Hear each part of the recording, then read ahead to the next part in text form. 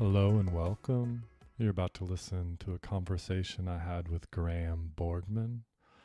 Graham's a depth-oriented psychotherapist, mostly coming from archetypal traditions, kind of Jungian and all of that.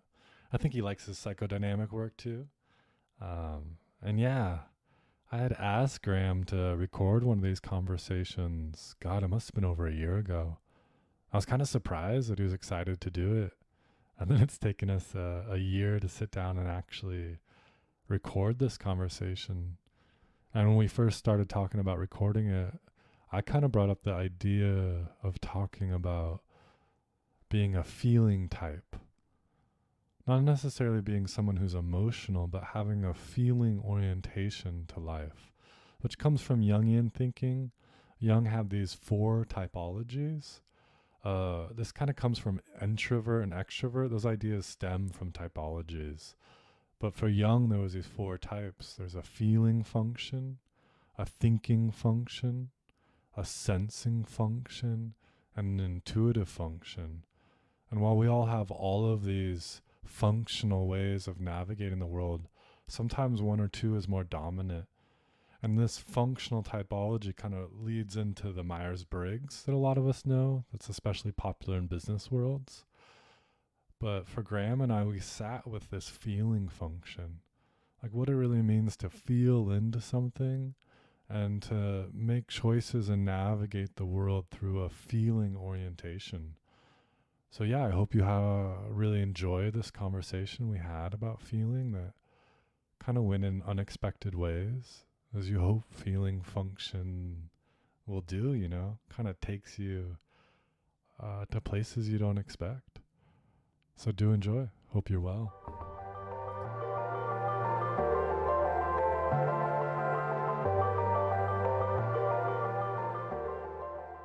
Difference. Do you know the difference? Is Scotch made in Scotland and is whiskey made Everywhere else? in Kentucky? Is whiskey... No, bourbon's Kentucky. Kentucky, yeah. You don't know your Scotches and bourbons? I don't. I feel like you would know them. As I try to describe it, I realize how little I know. And I'm also surprised. Here, pull that towards you a little more if you can. Ooh, that is delicious. Ooh. Okay, wow. Okay, so towards me like this. Do you want to tighten that? But that's going to droop.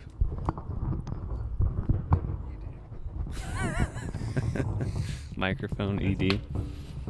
Well, I want it to be yeah, like really where you want it, so that it's that's why I told you they were shitty boom arms, because they're a little droopy. They don't really work. But that's good. I'm pretty close. All right, are you ready to get a little wind horsey? In what way? Can we take a moment of silence? Oh yeah, I'm always happy to do that. Okay, that's about the extent of wind horse. Yeah. Oh.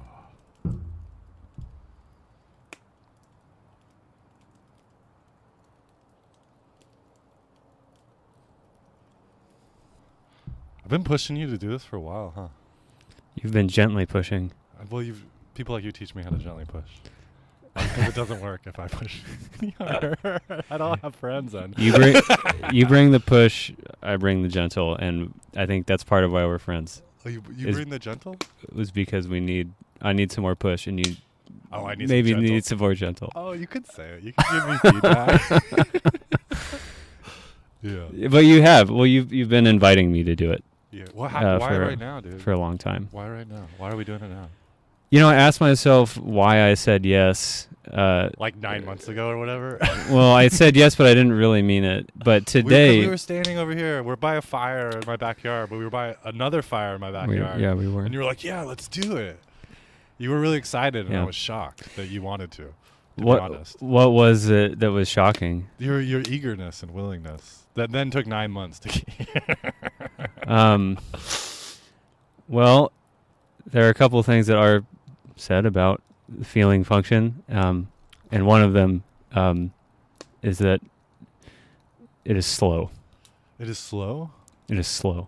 Really? It takes a long time to develop. Like the feeling function, you mean, or your relationship to objects you have feeling towards? There's a part of feeling that functions slowly. Oh. A part of feeling that cannot be rushed. Okay. and that has to have time to come to fruition or be in process. Is this like the strength of feeling? In a way, I don't know if strength is the right word, but like the functional like value that like it understands timing. That's a good question, and it makes me think of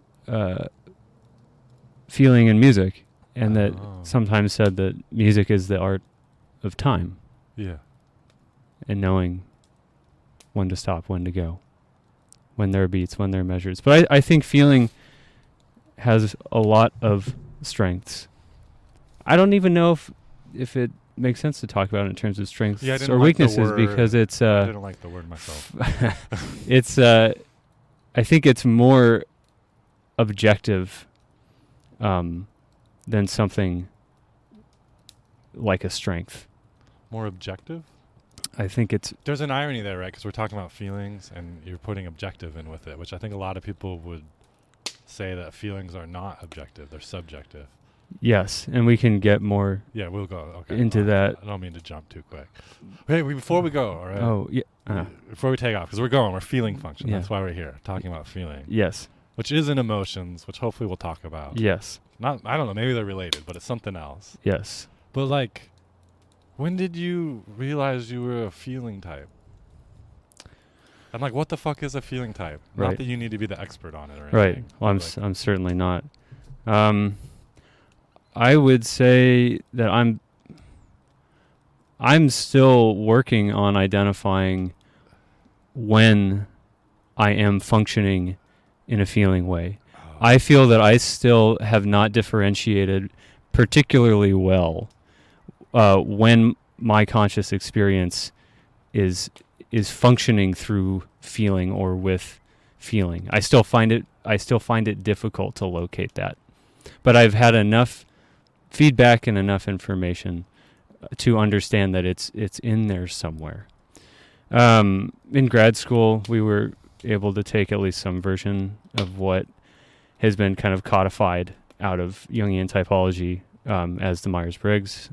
Which is like really popular in a lot of different circles that are in therapy, right? Like the internet, workplaces. There's these four, like people that study the Myers-Briggs, not study it, but use it, probably don't even know it comes from Carl Jung, who's like kind of a funky, obscure depth psychologist.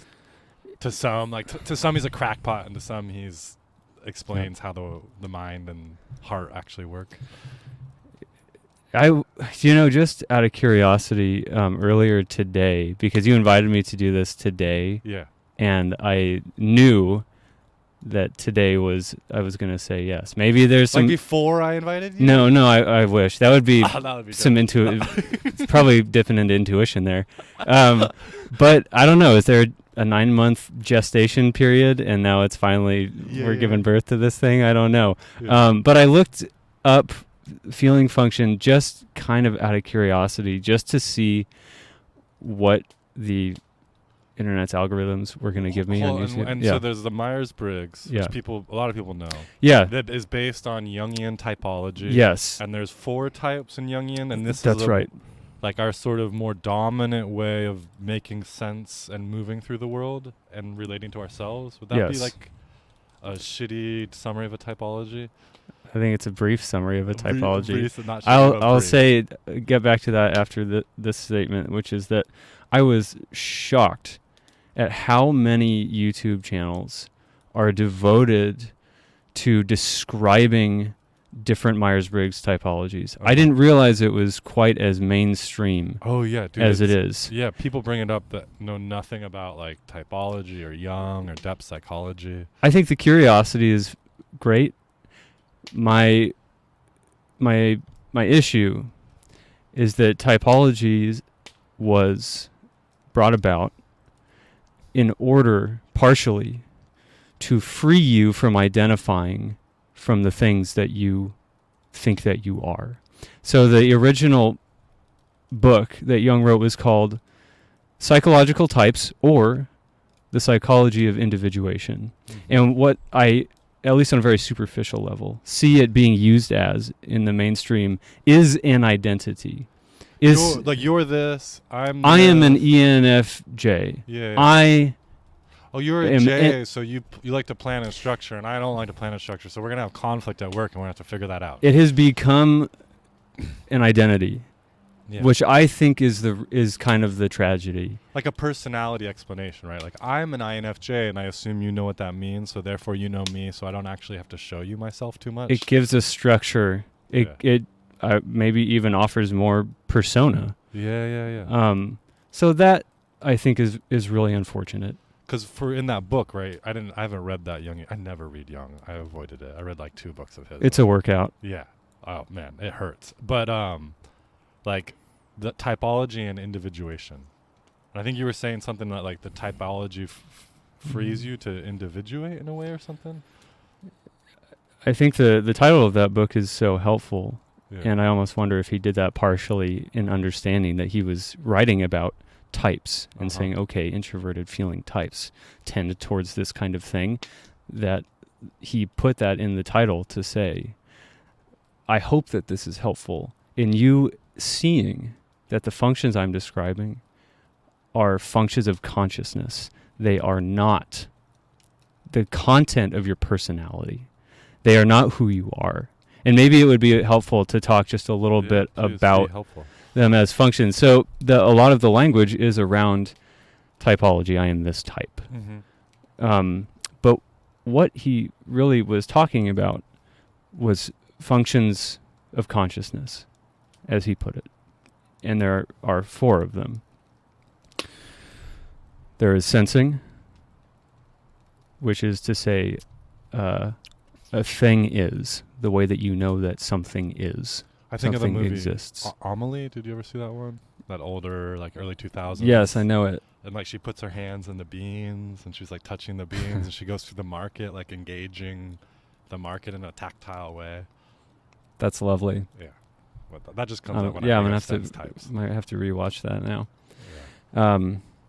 There is thinking, which is to say, what kind of thing is this? What sort of thing is this? Wait, what? So what's that? What was the basic sentence of sensing? It was That a thing is. a thing is. A thing is. And then thinking, what type of thing is this? What kind of thing is this? Yeah. What can I know about this thing through thinking about it, sort of, or analyzing and looking at it? Yes. Feeling. Of what value is this? What value? Of what value is this? Oh. Intuition.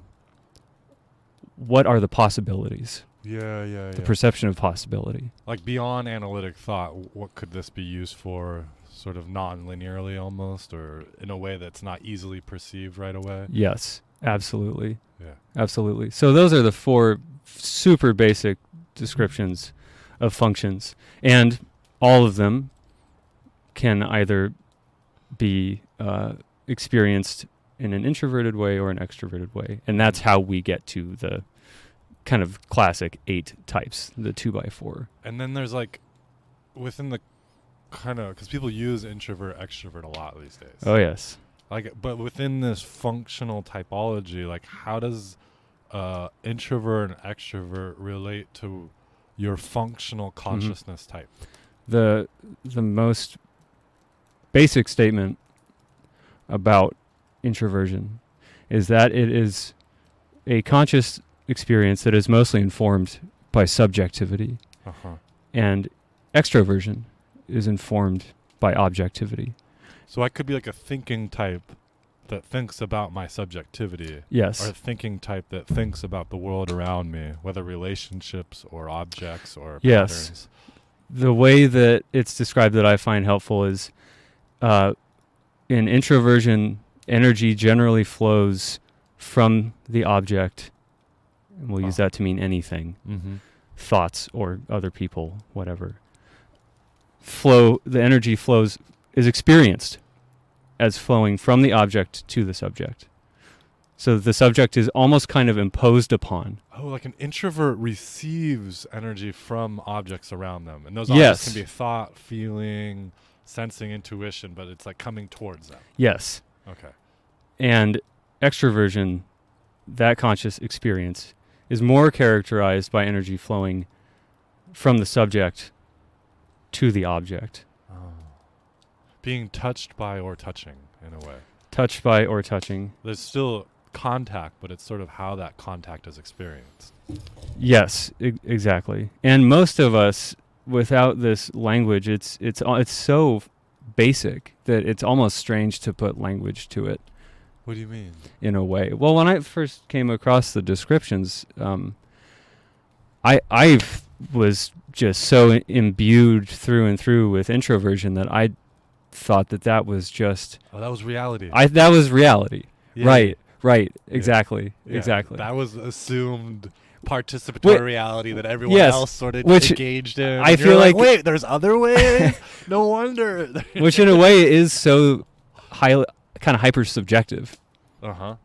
Like, oh, the way that this is for me. Yeah. Just is the way that things are. Yeah. Yeah. Yes. Sorry, I had a tangent. I'm gonna let it go. You hold. I'll save my tangents until we get some foundations of thought established. I'll say one other thing just about the functions that they, at least in the classical kind of formulations, have divisions into rational and irrational functions. The irrational functions are sensing and intuiting. Mm-hmm. Rational functions are thinking and feeling. I fucking hate that language, man. I know. fucking hate that language. Well, tell me about your hatred. Dude, it's like I was reading this book, The Immortality Key by Brian Mazuka. I can't pronounce his last name, but it's sort of like a psychedelics in the Christian church. And there's like this like kind of rational, irrational, and he's almost like the psychedelics are irrational. And I'm like, what, like from what frame of reference is that? They were saying irrational. Yeah. But maybe that's just like the praising of rationality in our culture. And like, I just always get a little irked by all the like pro-rationality. Because I'm like an intuitive feeling type, so I'm all irrational for the most part. Well, you're, as far as typology goes, your feeling it is rational. Yeah. And all that means is that it is an ordering function. Evaluation and valuing offers order. Thinking offers order. Okay. Sensing, as I hold this little clay cup in my hand and feel the smoothness of that finish and then the roughness of part of the finish and it's cold, that's an irrational process. Yes, there are incredible physiological occurrences in imparting that information to me, but I'm not consciously ordering that information. And in intuition, when you are grasping possibilities, it's not that one thing follows another. Yeah. And you've already intuited a part of what we'll hopefully talk about, which is the place of rationality, particularly through thinking in this particular culture that, as you say, has prized rationality so intensely. Yeah, it's like when you say that, like, because you mentioned earlier that, like, you thought the world operated like you in a way, right? Like through being deeply introverted, right? And then maybe some other way, like maybe some feeling type, but maybe forced into thinking, but then it feeling off. Yes, right. And for me, I've always been like, I'm off. Like I've always known like how I come to conclusions, how I move through the world, like is different than the normative structure. Right. And I like always am like sort of like having to translate how I experience and come to conclusions and like reverse engineer it to make sense. Yes. Yeah. Yes. And it's always been like a bit like, oh, like these people, whoever they are, right, to generalize, like, like they don't get me. It's very, very difficult and maybe even isolating to have as one's main function something that in the culture at large is not functioning well. Yeah, and I think for me, because I'm extroverted a bit, like I can go both ways, but I'm more extroverted. That like an extroverted feeling intuitive type is also more confusing than like an introverted type, because you can just be like, they're introverted. I don't know what's going on with them. But with me, it's like something's going on, but it doesn't make sense. Well, your energy flows out towards me. I mean, you have this, we're sitting with this beautiful furniture out here. We have this fire over to the side, this nice little glass. You have created an atmosphere, and that I feel your extroverted feeling, Like functioning happening. I'm coming towards you in a way by the space I've created. Yes. Yeah. You value making me comfortable. Yeah. To an extent. Well, yeah, I want to poke you a little bit too. I want you to be comfortable enough that I can prod you. You know that it's a benefit to have me comfortable enough to then be challenged, inspired with. Yeah.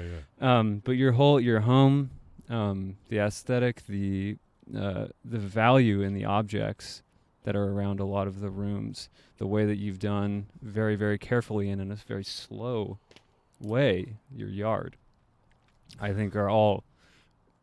I see your feeling imbued in all those things. Oh, thank you, man.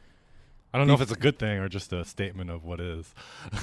I mean, it's not good or bad. Feeling's not good or bad.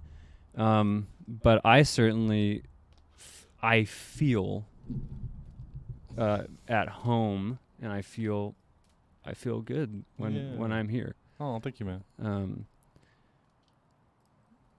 And making that statement sort of makes me want to talk a little bit more about feeling and feelings. Yeah. If I may.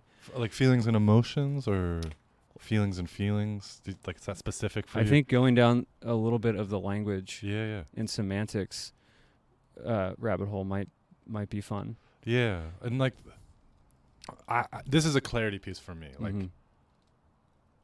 and this is just me imagining you, right? Like, grew up in band. Is it okay to call you a stoner on the air? You may. Okay, That's you were like a stoner, lacrosse, true. mountain dude. Not that much, but you were like an active dude. And then like somehow you end up in a depth psychology program studying Jungian stuff, which I'm curious how that. Like, I know you, and I don't quite know how that happened even.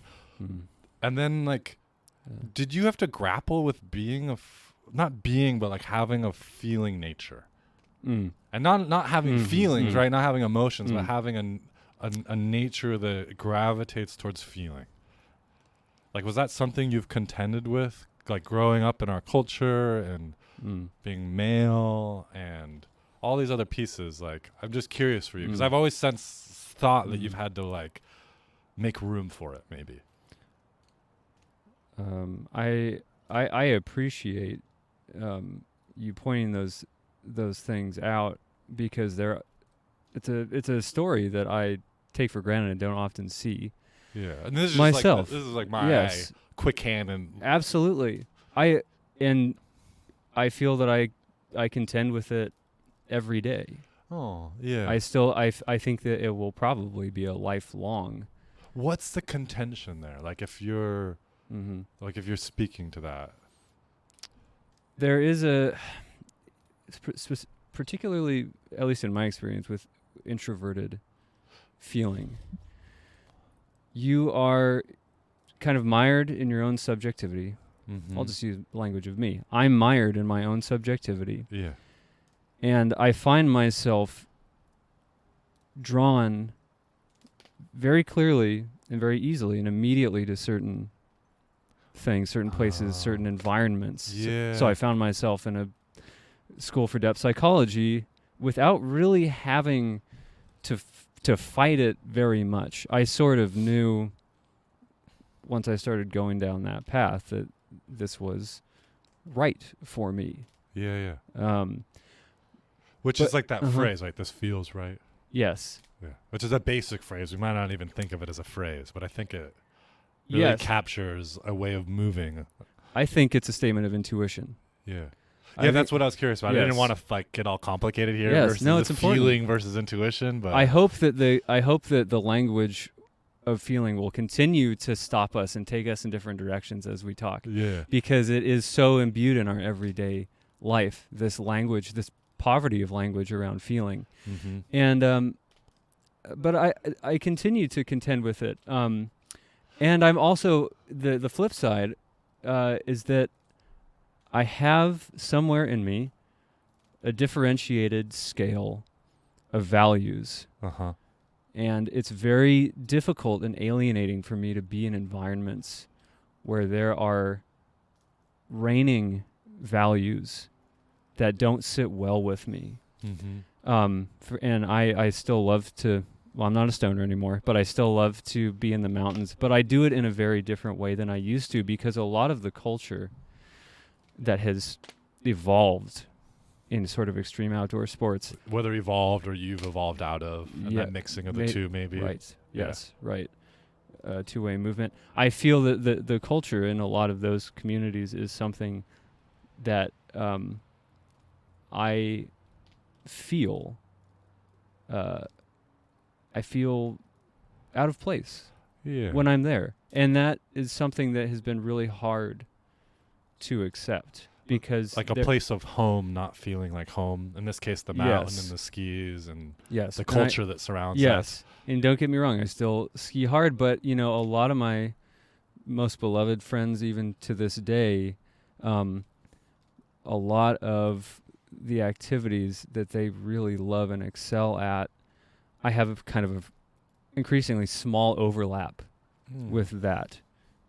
So that it's that kind of contention. And again, I think that it has something to do with introverted feeling, that I continue to be drawn towards certain environments, ideas, people, places, and away from others. And it has changed a lot over time. I often wonder about the development of the feeling function in my own psyche. And that's another thing about typology, is that they are functions. And yes, while one or two are probably pretty reliable throughout the lifetime, we all, on some level, are capable. Yeah, these are of built moving into in and out. the structure of consciousness. Moving maybe in, yes, like feeling, moving in and out of them. Intuition, sensing, thinking are all like available to us, and we use them all. But it's sort of where we gravitate towards in a way, or what we build our cases with, almost, for how we make choice and navigate. In what through which functions is your consciousness operating? I mean, my least developed function is my sensate function. Mm-hmm. So I just described feeling the cup and feeling the warmth of the fire, but if I had to make a living as a craftsman, touching wood, to make I'd it's start. smooth, and where grains are, the movement of grain. Yeah, I'm getting stressed out as you talk about those details. Yeah. So we cannot move. We have to have all I know, of because them, I like spend a lot of time in Zen communities, which I think is like a sensate community in a way. And Is it? Yeah, there's a lot of attention to detail. Everything's always placed perfectly. Yes, yeah. And that mentality of like touching the wood and being in contact in that way is so praised. And I've always been like, yes. It's cool. Yes. but it's hard for me to do that regularly. But that's not why I'm here necessarily. Yeah, that's not. Or does it add something to the experience to have to come up against? To always have to be aware of like where my cushion is, where how my robe looks. Yes. Like which foot I walk in a door. Like there's rules in every space. It really anchors me in a way of being that I don't relate to often. It sounds like a way of relating in an intentional way to at least what we can technically call your inferior function, and that's not a pejorative. No, just I'm I'm right-handed. I'm not left-handed, right? Yes, this is the place in my conscious experience that I trip up on the most. Yeah, the most, and I think for a lot of people in this culture at large, in this country, tripping up on the feeling function. And I think particularly for male-identified people, is so common and so prevalent. And so I feel like tripping up on the feeling function. When you say that, what are you referencing? Maybe I can use some cultural Yeah. examples, just kind of The broad phenomenon. and there's cultural Okay. examples are always broad, right? And they're not Yes. universally applied, but they're Right. helpful. It can be a helpful starting place. So you talked about this culture prizing rationality so much. Yeah. Think about kind of the most visible and successful and wealthy companies in this country, at least from my layperson's point of view, are the social media companies, Facebook, Twitter, and so forth. Those companies and tech in general in this country are unbelievable feats of engineering that are particularly thinking and sensate functions. Like they're using Thinking. thinking algorithms. Yes. What is this? To pull in our sensate awareness to lock us in, like Yes. color, sound, There's image. that too. Yes, absolutely. Yeah. They're incredible achievements of those functions. If you listen to the leaders, with exceptions, of most of those companies, try to actually pin down why they're doing it. Oh yeah. Or Like Mark Zuckerberg, like I don't remember how he said it in the past, right? Because I could. Because I could. Because it was a project. It was like something to do. I can do it. Yeah. What is this algorithm? What is this thing I'm making? What kind of thing is this? Well, that's interesting. If I make it like this, it'll be like this. If you listen to those folks try to tell you off the cuff or even in prepared remarks what the real value of their company is, you will get the same handful of words. Connection or... You'll get connection. You'll get mobility of ideas. You'll get connectivity. Okay. Can you describe to me what the value of the specific connectivity you offer provide through your is? algorithmic structure? Could you really get specific about the value of what you're doing? And it's not there. And for you see like an absence of feeling function there, or sort of a... I see a dominant thinking function. Uh-huh. Look what we have made. Yeah. The thinking that went into creating these technologies is staggering. But again, I think why can be a feeling function type of question. Why did you make this? Why? Yeah. Why did you do this? What is the value? What value are you imparting to society? And we have seen in recent years how they can those technologies can absolutely facilitate movements that are threatening the very fabric of our trust in our public institutions. Like if feeling function and this sort of feeling into why and like feeling it into impact, not just rational impact, but like feeling into what the impact could be. Like if that was held more, you think things would be a little different. It's hard to say if things would be different. Well, they would be different, but doesn't mean how they'd be different, right? We don't know how they would be different. Like there could be a totalitarian feeling regime, right? Which I think is blossoming. Yeah. Absolutely. Yeah. Which is difficult to say. And I think it's... Like there's a non-rational, whether not in what's right or wrong, but like people that are saying the thinking process is not how we're making choices. Yeah. Yep. And values that are so important are not necessarily being used in a feeling conscious way. So we've got this list of social values, most of which I happen to agree with, let's say. Can you throw some values out there that you're... Sure. I think we saw a huge reckoning in coming to terms with the fact that this country continues to value the prosperity of mostly white communities over the lives of communities of color. Mm-hmm. Which, like COVID just being a simple example right now of exacerbating everything. Yeah, whatever you feel about right. COVID, there's a unequal distribution of loss there. Loss of life. And absolutely. economic loss. Right. All the losses, I think. I'm not a thinking type. I don't read statistics that often. Right.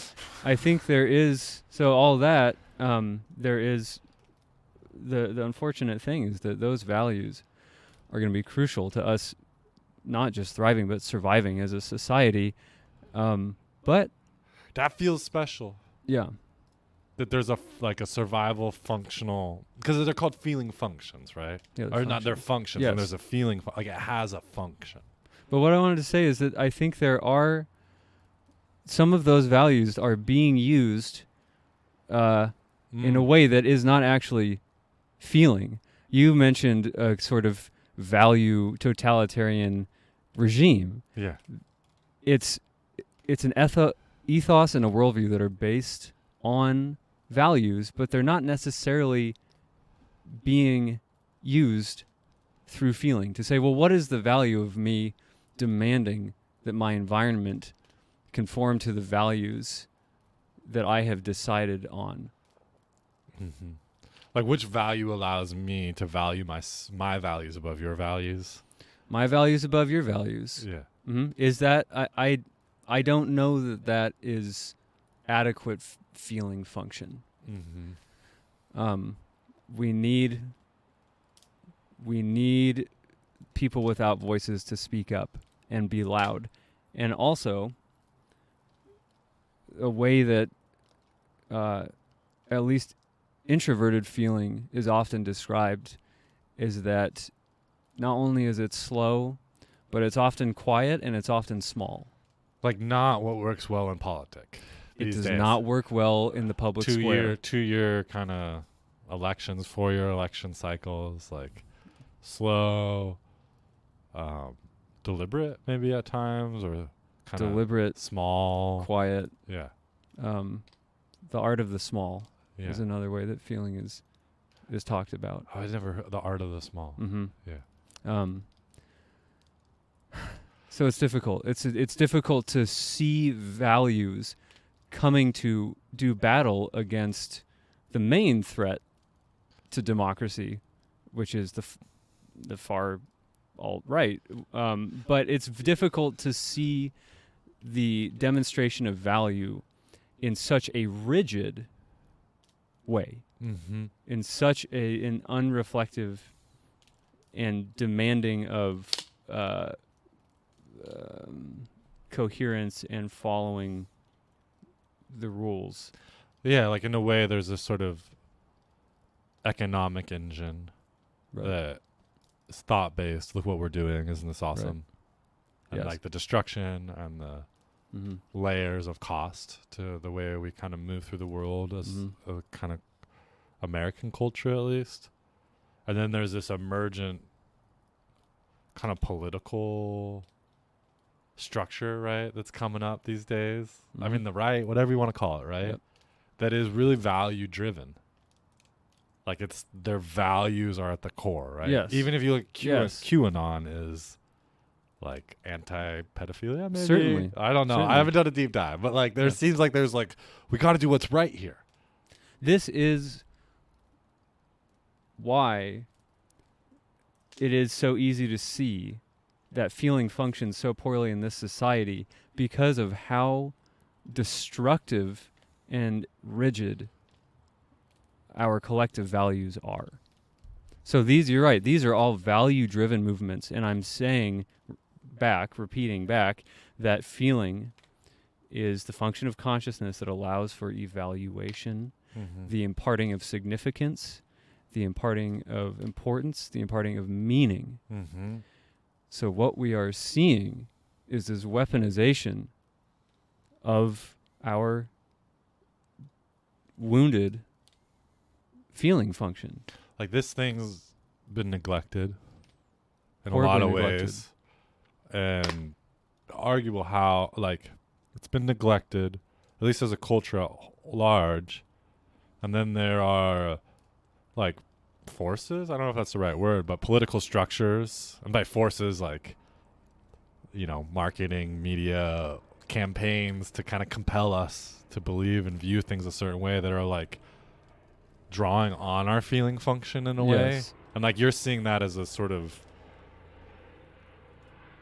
that because our feeling function is weak, there's like a susceptibility there. Is that what you mean in a way? Yes. Like we haven't used it as a function, so we're being pulled into these things because we want to care about values, like to have values as human, and we know there's a lack of values happening in the world in some way, or values that are not shared. Like, you know what I mean? There is a value in capitalism, right? There is a value in destruction. Yes. But they're not human values, I don't think. Like the values that allow us to survive and thrive and be connected. And then these other like institutions are drawing on the masses' need for value. Yes. To like gain political favor or Yes. Am I catching this in some way? Yes, you absolutely are. The inferior function, no matter what it is, like our inferior function as a culture almost. Is feeling. Yeah. And it is talked about as an open door to a sort of non-human. Well, maybe I don't want to say non-human. I was using your language, and there is something to that, but to the unconscious. Mm-hmm. We have the least control, the least conscious functioning control in our area of inferior functions. So in this case, feeling. That is at once an open door to unconscious psyche that can give us vitality. It can awaken us to possibilities we didn't know were there. It can spur us on to feeling like life is still mysterious and so many wonderful things. However, if it is not attended to, it can become very dangerous. So like what you just said there, so like I don't like being against left and right, you know what I mean? Like, the right or the left. But like I think there's some, even in the left now, right, around the pandemic and COVID and the proper response, there's like a value-driven response happening. Mm-hmm. So I feel like you see it more right now, these sort of left, right against each other. And what I hear you saying, like beyond what's right or wrong there, that if our feeling function is undervalued, under-related to, underdeveloped, there's energy there. A tremendous amount of energy. There's psyche, not psychic, but psyche energy, right? Yes. And that right now that's being tapped. Yes. On both sides, it seems more than ever. Like maybe this is just because like I've identified as left most of my life, and now I'm actually like, it's not like I'm identifying right. It's just like I'm not in favor of the tone of energy that's happening right now. That sounds like of feeling function. Yeah, but it's also like you guys are really in a feeling function right now together. In an inferior one. Of like you got like there's some gnarly groupthink. It seems to be happening of otherizing and privileging a perspective over others. Yes. But there's so much energy there, it feels like. Yes. Like I've never felt the left so unified in a way. And it's like directive towards the other. Like are. Yes. Like if we look at the world right now, right? Like there's so much pain. There's so much destruction. There's so many systemic need. Yes. And it's like it got activated all of a sudden, it felt like. And imagine what this would be like with a culturally well-developed introverted feeling, because that is a function of consciousness that says, what is valuable to me? Mm-hmm. What for me, looking into myself, feeling what is of value, what is important. Yeah. That gives you differentiation, and it makes it personal, not personalistic. Yeah. But it makes it genuine. And not hierarchically personal. Like my inner value is higher than... No, it's more like I have an inner value, and then I'm aware there's other inner values that are navigating through space, and we have to coordinate our movement together in a way. And now, just sort of what you described is it, if anything, it's more... you're rewarded for the degree of fidelity that you have to the values that have already been enumerated for you. for you. They are more collective in their nature, so that you don't actually have to think or think. Yeah, you don't have to think, but you don't have to feel out really for yourself what is of value in these movements. All that matters is that you enforce them, and that there's a huge amount of social capital right now in enforcing there's those a political values. energy in a way that provides thought structure that people don't have to feel into, and they can just take it on without having to feel it. But if they actually had to feel it, there would maybe be more differentiation happening, like more, Yes. kind of like where we started, right? The functionalities and individuation. Yes. That we would actually have to individuate our own sense of how to navigate, let's say, a pandemic, just to use that example now. And not that maybe someone does, like, we can individuate into the consensus, right? Like, I can have a consensus view that is mine, or I can have a consensus view that I've adopted and not felt into myself. Does that make sense as I say it? It does. Yeah. It does. I'm getting angry right now as we talk. I'm like angrier than I normally am at the political structures that draw on our lack of willingness and murkiness to be in the uncomfortability of feeling into what's right for us. Us being an individual, all of our individuals as an us. Is there a somatic quality? It's like a uplifted energy, a little high. I kind of want to. Yeah, I want to get on my high horse a little bit. I think. Yeah, That's like I'm like squeezing my hand. Yeah. Well, I asked because it's important, and there is a difference between. Well, I think maybe we just had a little moment of your earlier question. Yeah. About feeling and feelings and emotion. Yeah. Which was that thread you wanted to follow, and I'm glad you picked it up. Thank you. It's been interwoven through this whole thing. Emotions are talked about in the most basic sense in Jung's psychology as being an affect that rises to the level of physical innervation is the way that he like words it. bodily Somatic experience. Tightness in chest when angry, tears in eyes when crying, uncontrollable laughter, face dropping when thank you for bringing the happy ones in. Sorry. Whatever it happens to be. Uplifted cheeks when smiling, yes, bright eyes when wanting to connect. Like, yes. Yeah. There is a relationship between the feeling function and what we call feelings. Yeah. And I just was using your example of you willing to describe your anger because I think that's what happened in that moment is you were describing your differentiated level of value for what you see happening in the political sphere, and it moved you into an affect, which I was affected. I was impacted by my own internal thinking and relating to what the topic at hand. I think you were feeling. I was feeling, yeah. I think you were, and that the quickness to say I was thinking about it, I think again is another linguistic clue to how privileged thinking in this culture and in our language is. Yes, we have to use thought, we have to make conceptual connections, but you were at base functioning in feeling. And I hope this isn't too tangential, but it's an exciting thought for me as we're talking. Yes. Like I'm excited right now. That's why I love talking to you, right? Like bubbles, excitement of thought possibility. I might have lost it. I commented on it too far and it might be gone. So where were we? Can you bring me back, therapist friend? I was appreciating you for... Oh, we good. Okay, you did there we it. go. You did it. Nice. Thank you. Okay. So like, it's so like even when we're talking politics right now, right? Yeah. It's like charged because there's like mics here, right? And it might be a little charged without them, but like it's charged to talk about politics. Like and to have differentiated views outside of the binary. There's right? And like I was hanging out at the river the other day. I just went to like go jump in the river real quick before going to see some friends, and I met a dude.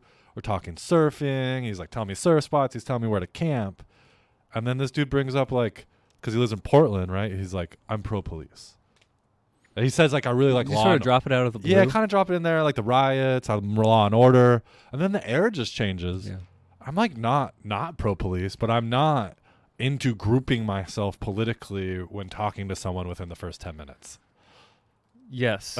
Like I'm Yes. like how do I navigate this where we can still be chill surfer bros and I don't need to agree with you or not agree with you, like either one. I don't give a fuck. I think that's part of the alienation of the feeling function in this culture, is the way that you felt in that moment, because there was, in your extroverted feeling, it is not meaningful to me to try to expound my views about the police to this person right now. Yeah, that is extroverted feeling in action. And like for me, as we're talking, right, like good or bad, but I think in a way goods and bads, like I don't always think about politics, right? It's not on the forefront of my thinking, you know? And like as we're talking, I'm a part of it because it's not okay to feel. Right. Like to feel a differentiated view is not safe. Even like at a dinner party in ways. Like to have like, oh, I'm feeling into something and this is what is emerging right now of my view that is mine. Yes. And it's not consensus party view. Yes.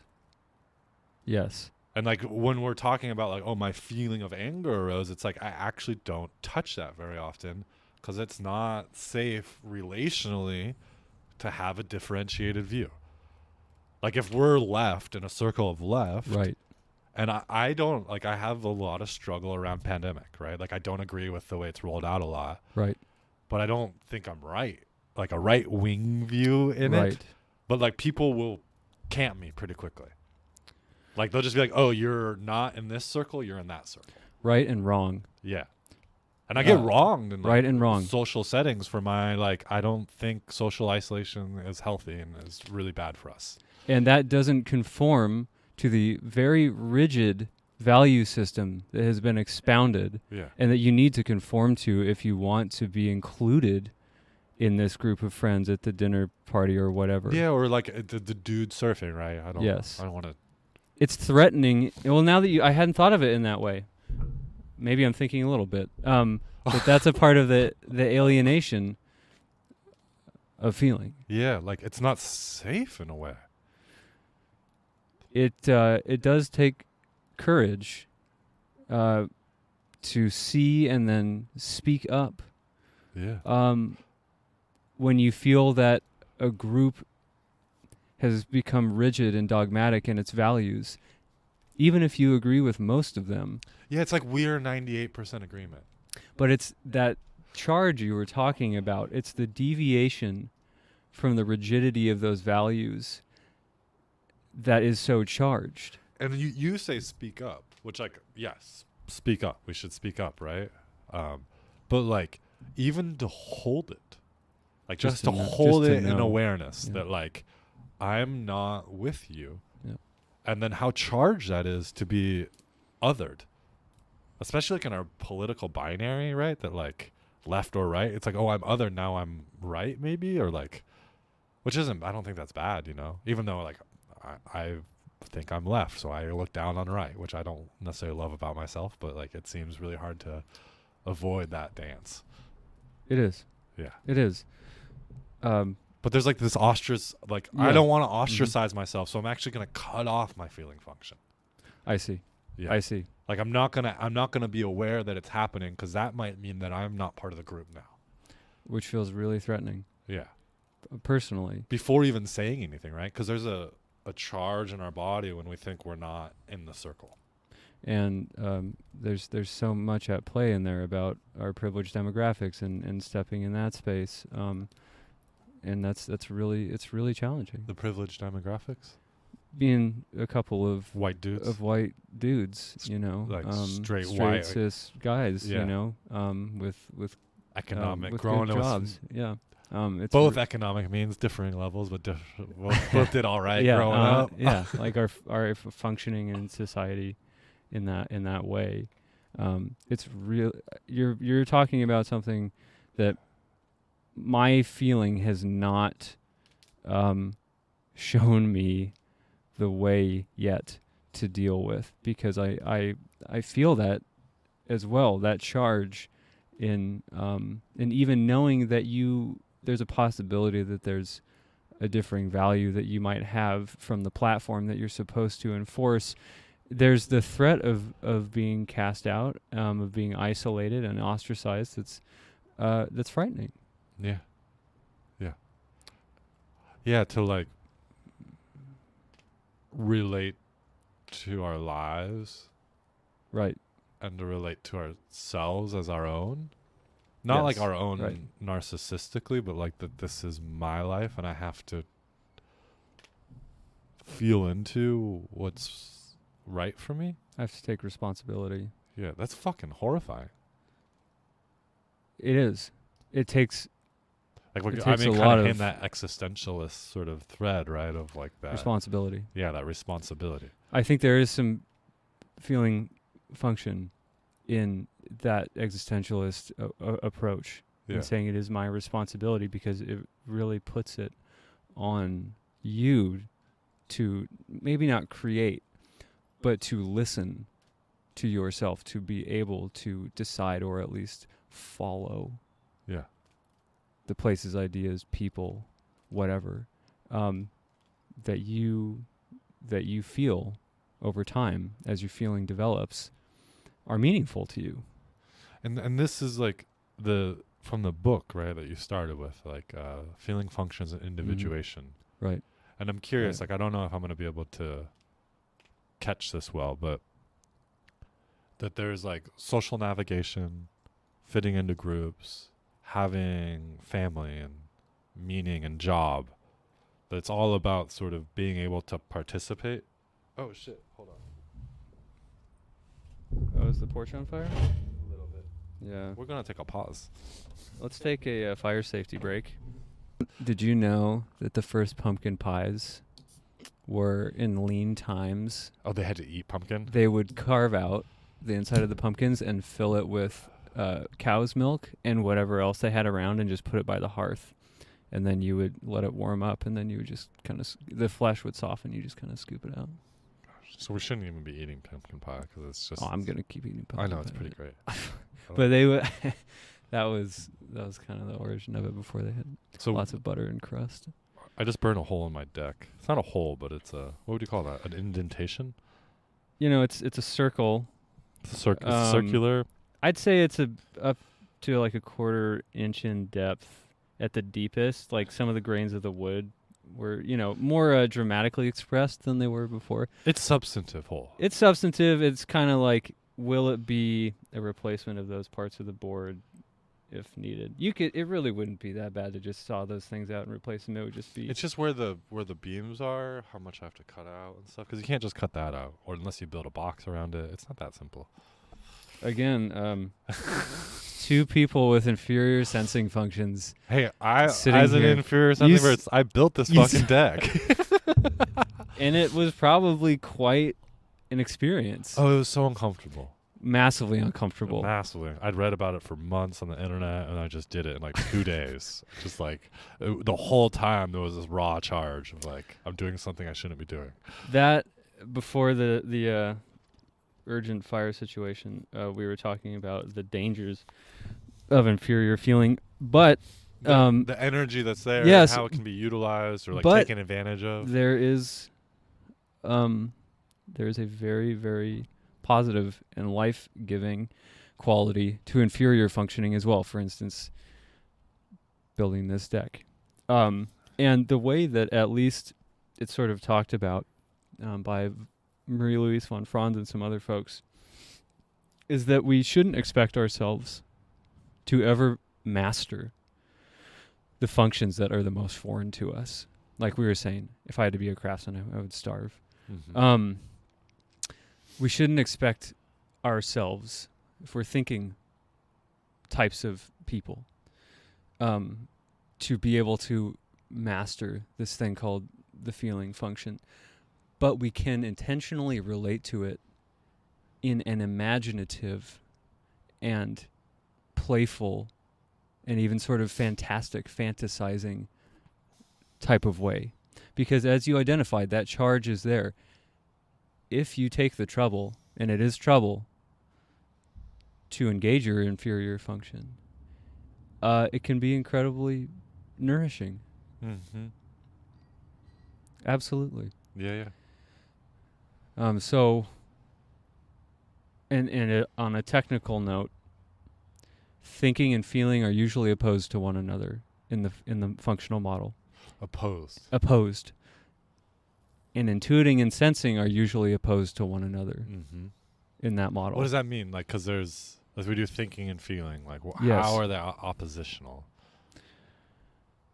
The way that the model is constructed and is mostly supported by what, I don't know, limited evidence, clinical evidence there is. Business school evidence. Yeah, actually, yeah.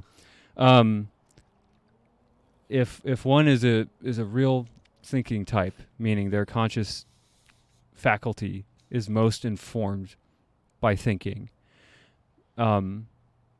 feeling is usually the most difficult to access.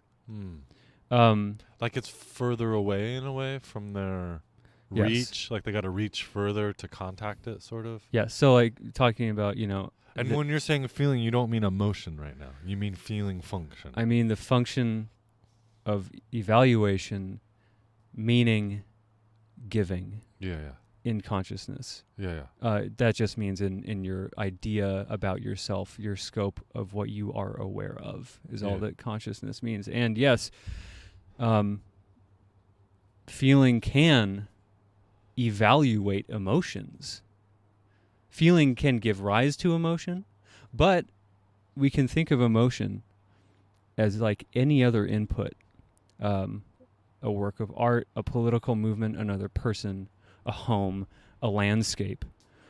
All of those are evaluated by the feeling function. We can say in the same way, just to make it kind of a broad generalization. That I'm saying that to try to draw a distinction between feelings leading to emotions and feeling. Someone can really be in their emotions. They can know what's happening somatically. They can identify. I'm really fucking pissed right now. Yeah, they can, based on what I think. They can. My thoughts are making me really upset. They can move with it. They can be great sensing people that really feel their bodies. Great introverted sensing people abilities who really can be in the dynamics of their emotion and have no capacity to evaluate them.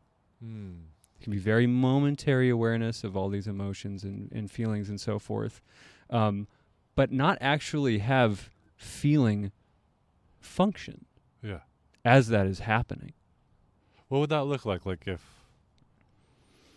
is there a way to example this out? Yeah, and this is something that James Hillman talks about in his essay on this from 1970, which was kind of when like a lot of the experiencing and therapeutic contact groups were coming into play. Yeah, you kind of have the human potential movement. Yes. That was like really feelings based. Yes. Not feeling, but emotional expression and contact and engagement. Things of that nature.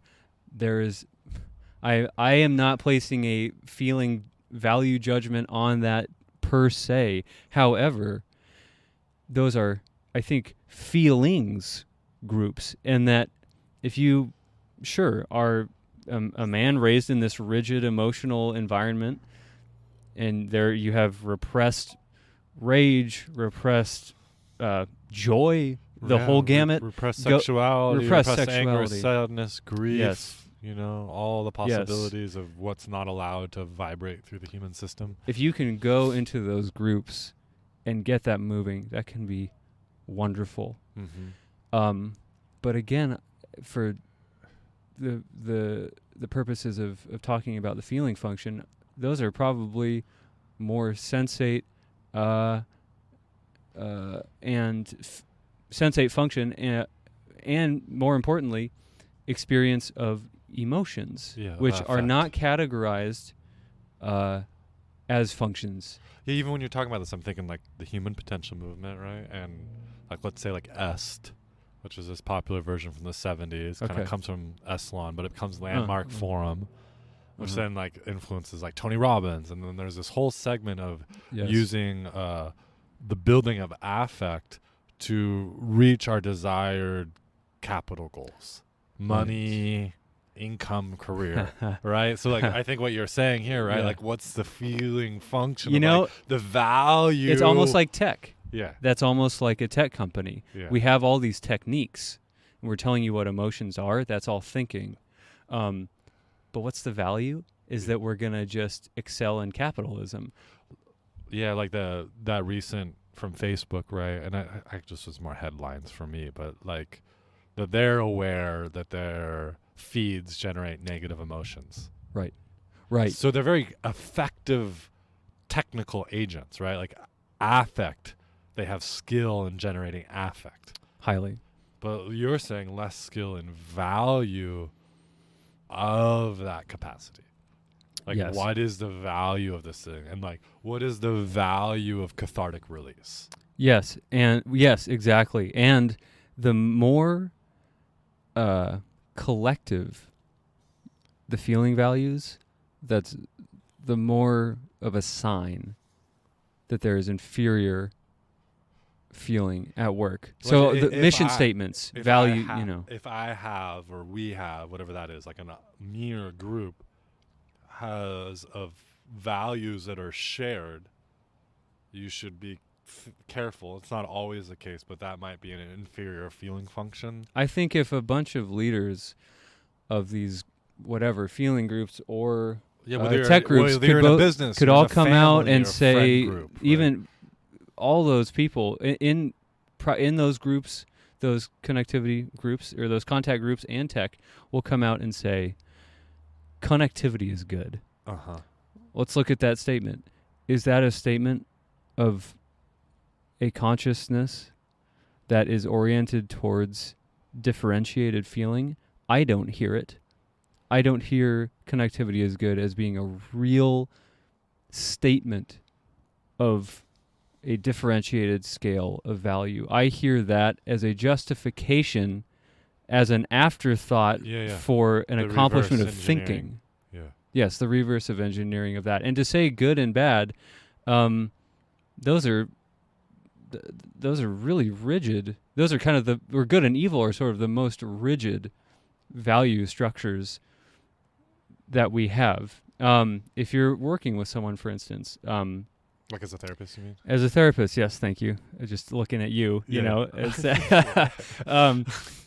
yes, in some capacity like that, the question we ask people all the time, maybe for good, I don't know, good or bad, how do you feel? Yeah, tell me about that. When I get really quick, decisive responses, I wonder. Oh, yeah. I feel bad. That's good. That's bad. I'm okay. I'm good.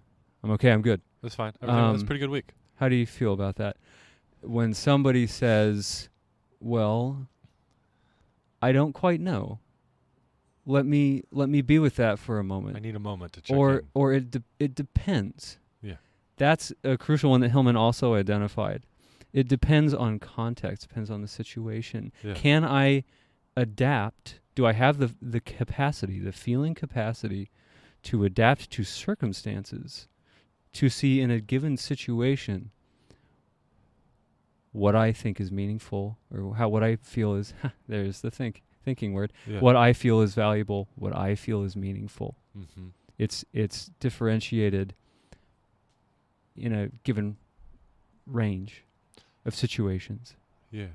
Oh, I'm curious, right? Because, like, one of the reasons I want to talk about this, right, the feeling function, other than just an excuse to talk to you, is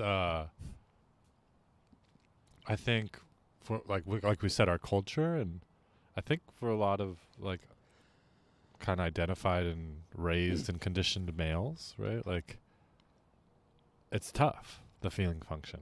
It's like Yes. tough to navigate and to work with. Yes. And often we might say, like we're doing now, saying thinking when we mean feeling, Yes. right? Because it's safer to think than it is to feel. Yes. And I'm curious, like, if we were getting a little more pragmatic and practical of like, Mm. if there is an alienation, Mm. and I've had and have an alienation from my feeling function, Right. from using like my feeling to help me navigate choices and value and evaluate. Like, what do we do about reclaiming that? Not that you're like an expert in that or anything, but do you have any sense of like what we do to kind of bring that back? If it's been forced into the inferior by the kind of collective evaluation?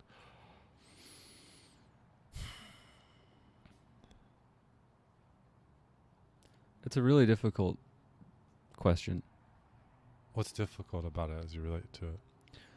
When I listen to you ask that question, in my imagination, I have sort of a fantasy of myself trying to stand my ground with this unstoppable force of millions of psyches operating with a different orientation, Like the favoring Yeah. of other Yeah, yeah. orientations. And I think the fantasy is telling, because that's not really what's happening. It's not as, It's not like there's a million people stopping you from feeling into whether you want to go like to the movies tonight or to get dinner or like whatever the Right. yeah. Well, it depends. It depends, because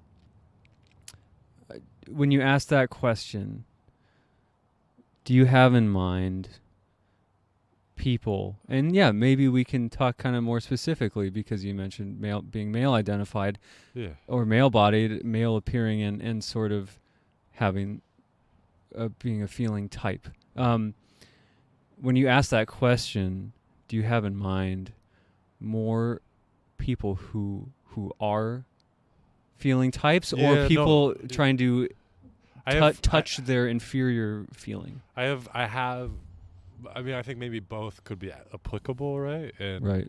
But I have more in mind for those that maybe have been alienated from the feeling type when it maybe is a more natural home. Oh, I see. Yeah, and how to reclaim sort of navigating and working with the feeling function when one maybe had to sacrifice it in a way to fit in. And you asked me about my story earlier. I had the privilege to study philosophy in a wonderful department. And while I don't think that feeling was outlawed by any stretch, looking back on it, that was a real struggle to try to conform and develop a thinking function. Like logic over value often, right? Like the logic is more important. It's like, what is this text saying? Yeah. That's a feeling. That's a thinking activity.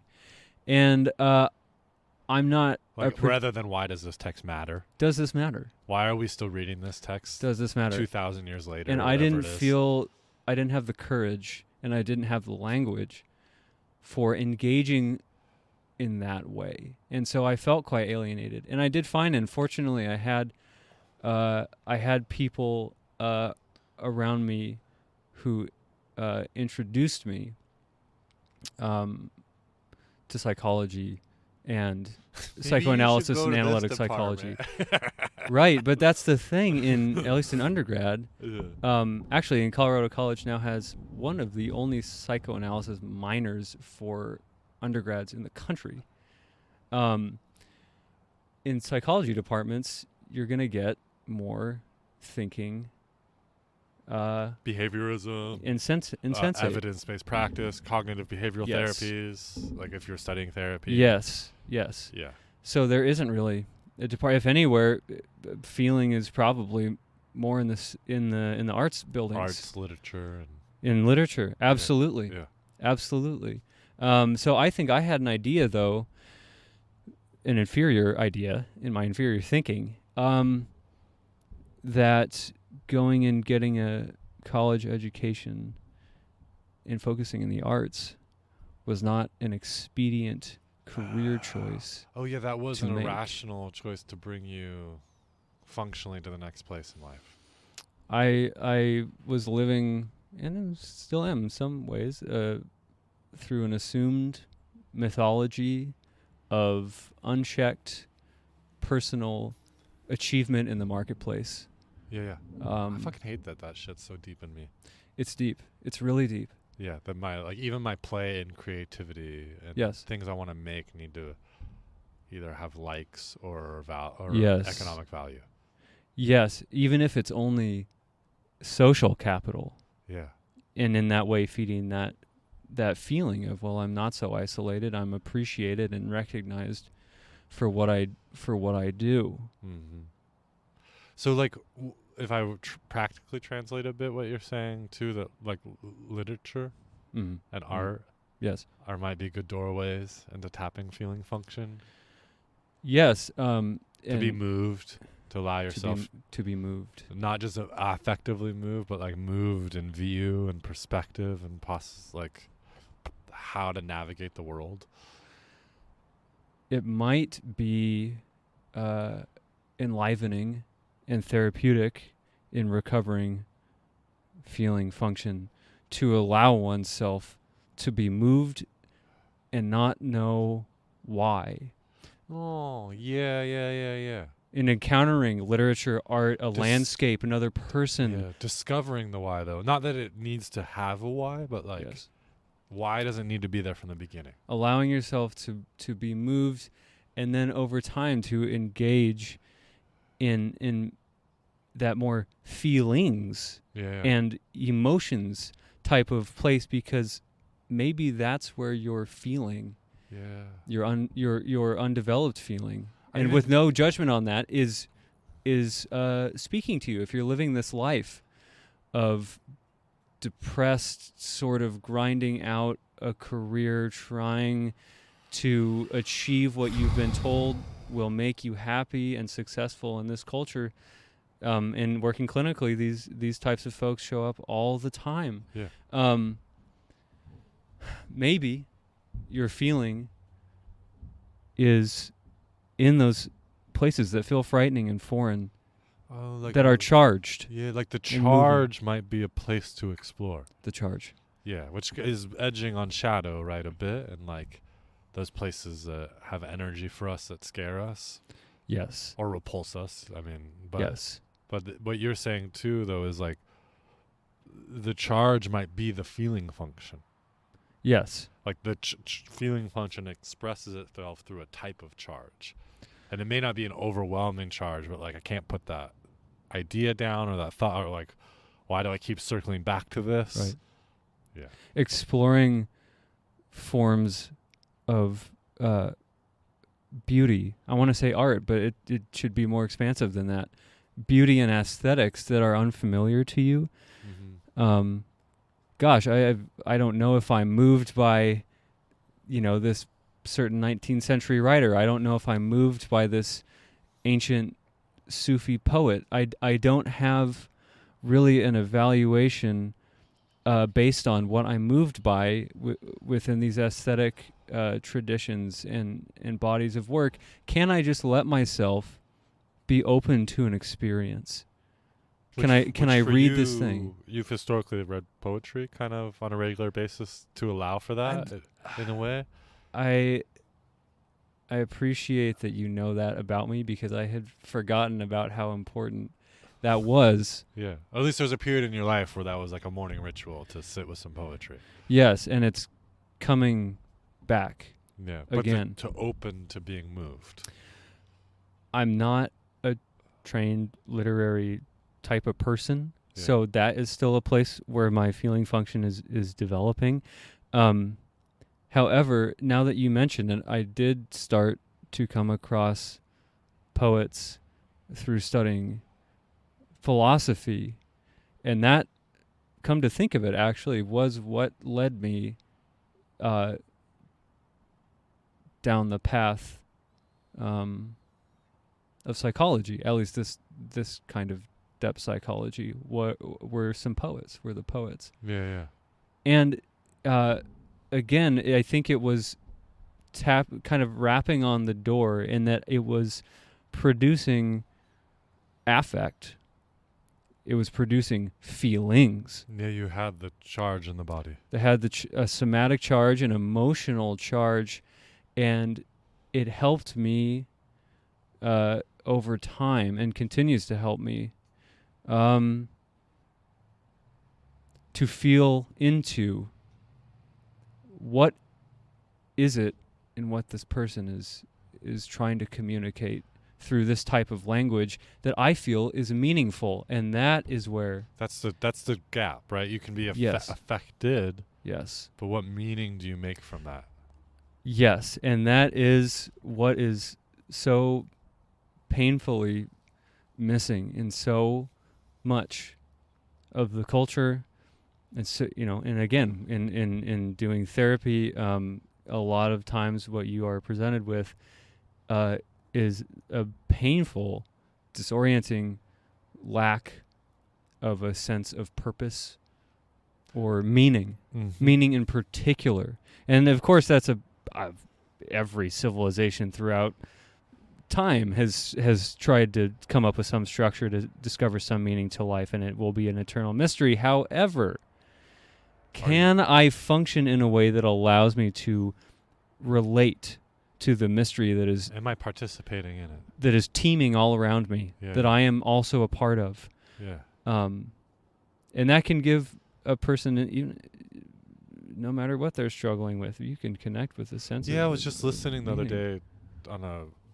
it was like a podcast. I think I was listening to a podcast. And then it was a woman during the pandemic who was a software engineer.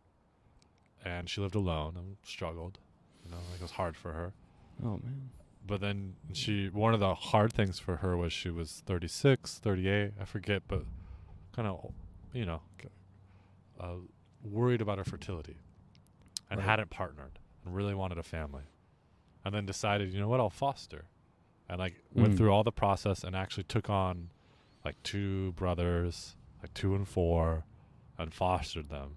And then now has another foster group with her, 2 siblings. And what I heard from her was, and she didn't quite say this, but it was really fucking hard in the pandemic for her. And then being a foster parent is really fucking hard in the pandemic. But it has a certain type of meaning to it that feels different. Different than the struggle of the isolation. Yeah, different than the struggle that felt unbearable. This one felt bearable. But it sounded like it was equal struggle in a way.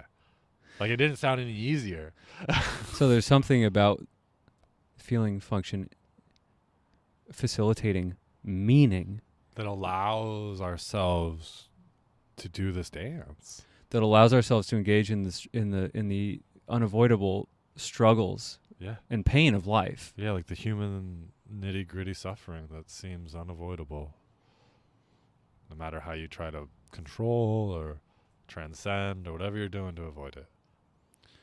She found something that was meaningful or made the struggle meaningful. Yeah. Yes. Whether that's objective, I'm not wanting to say, but probably better to raise some foster kids than not. And raising children, something that I can only talk theoretically about at this point, or as the recipient of that being done. Yeah, me too. Still got another week or so. Another week or two. Not for long, man. Not for fucking long. Can I be naive to the raising of children? That's right. That's in.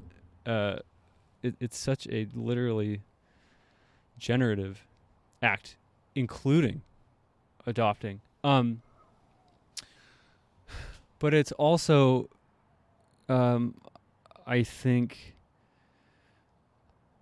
a way of really every day, in a visceral way, understanding that your daily life is not just about you, and that there is a lot more to your limited sort of scope of awareness than your daily or existential concerns about yourself, that you are, in fact, carried along in this human story by something that is totally beyond your understanding. And yet you like this woman, for example, or you having about to have a child.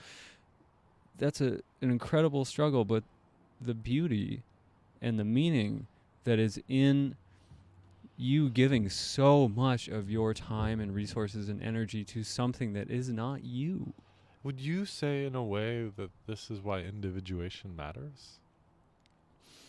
That like this ability to individuate the human struggle into a sense of mine, not in a possessive way, but like participating in the mystery mind, that like in order to really feel that like this life I'm living maybe matters in some way, one needs to individuate into that mattering. Hillman describes it as moving the center of gravity from the conscious ego to the self. Yeah. And the self is a Jungian term, like capital S self, that is the totality of the archetype of wholeness. The archetype of wholeness that can, but wholeness not being like our kind of Western yogic. Yes. Like I feel good, but like right. the integration of the totality of polarity. It is, that yes. all gets to exist within the wholeness. And it is like it's important the murderer, the lover, absolutely. the friend, all these. But what's important, especially, I think, is to say that it is a symbolic effort. It is unachievable. Oh, yeah. And an asymptote, to like use some math, right? Like you're never going to get there. No, and I think that's what people often usurp people in general. Okay, I should be more specific. I won't. It is often usurped to say, well, you need to feel whole. You need to be whole. You need to pursue wholeness. Like there's something wrong with you for not being whole? Well, wait a minute. You don't feel whole? Like what are you doing wrong? Do you need to do some meditation, some yoga? You should go to therapy? Or like what? How are you not doing the things that are going to let you be whole? And speaks to another face of inferior feeling, which is perfectionism. Yeah. Think about the idea of perfection, or in this context, even the perfection of wholeness. What a rigid collective image is perfection. Mm-hmm. I mean, it's sort of the most collective, in that's how at least the Christian tradition describes God. White Christian. Yes, describes God. Yeah. And there, in the church and in accepting Jesus as a savior, you have a way of relating to your imperfection, but it's through one having sinned and died for you. And this is an approach that came from the fall of the church during the 19th century, and saying, well, it's not working for enough people at this point to feel like relating to the perfection of God is allowing them to live their lives in a way that satisfies the pursuit of meaning. And so right now we have psychology. Psychology was sort of born at that the replacement time. One of the replacements. Yeah. Maybe again Nietzsche, one of the festivals of atonement. Festivals of atonement. The mini offerings. One of the sacred games and festivals of atonement. Yeah. For having killed God. Dude, this is totally irrelevant. Well, I just started quoting. No, me. So what I'm go gonna say. Anywhere, man. I'm not commenting on you. I'm commenting on me. What I'm about to say. Like I was just like, I was reading like Gospel of Thomas, which is sort of a Gnostic text or whatever. And there's like, it's one of the parables. It's like one of the more basic books of Christianity. Most Christians probably wouldn't include it in the books, but it feels really Christian when I read it. But like some dudes asking Jesus about God, right? Like, who's God? And like they go back and forth, right? And there's always this sort of successive dropping of meaning, like to the deeper and deeper layer. And then Jesus is like, no, it's not that. God's not that. God's not this. God's not that. Because the guy's giving him his meaning, you know? Like, it's God like this. It's God like that. It's God like this. And then the guy's like, finally, well, then what is God? You tell me what it is. You're just telling me no. And then Jesus is like, stillness and movement. Stillness and movement. That's all he says of what God is. It's so unsatisfactory, but in a way where one has to then meditate on or go forward with stillness and movement. This was delightful for me in that moment, at least. What did you like so much about that? He doesn't fucking know. Jesus didn't know. No, he didn't know. He's like, I don't know. Like, it goes and it stops. Right. It opens and it closes. You know?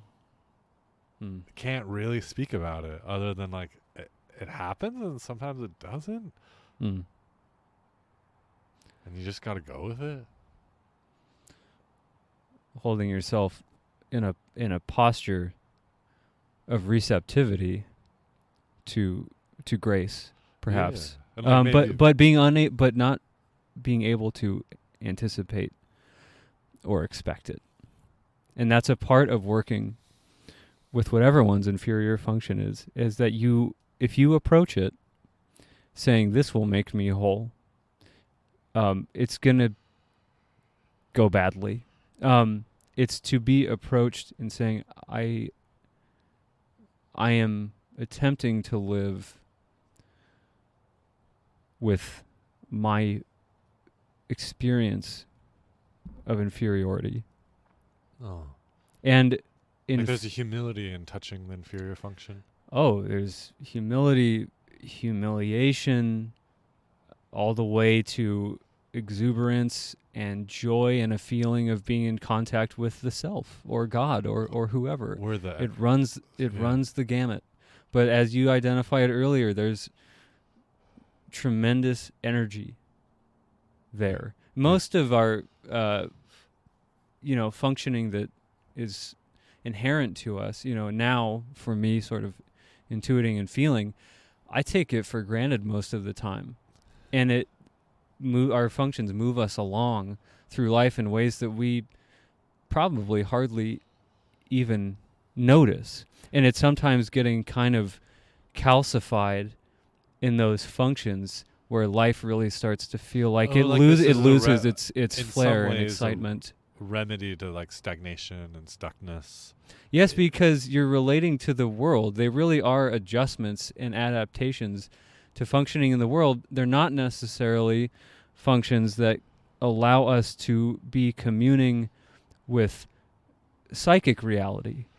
Total random thought as we're talking. I have another thought I've been holding on to, but this is the random one. Yes. Like self-care, right? There's so much self-care in the world, right? And I think we're talking about that, I don't think directly right now, but like, I'm feeling stuck, stagnant. What do you do? Well, you should do some more self-care, right?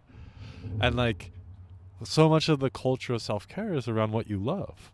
Do what you love, right? Like, do the things that matter to you. But what I hear you saying is like, do what you struggle with. And do it. But not in a serious way. Yes, do it in a playful way. Like, play some chess. Oh, I just got a small headache when you said play chess. Yeah, exactly, right? Like, study chess, not just play chess. Not intuitively play chess, but like, study some moves. Try out a move, see how it goes, or... I'm so stressed trying to think about chess strategy. That's energizing, though, right? That's so well put. Yeah. Because what it really does, and what you're saying, validates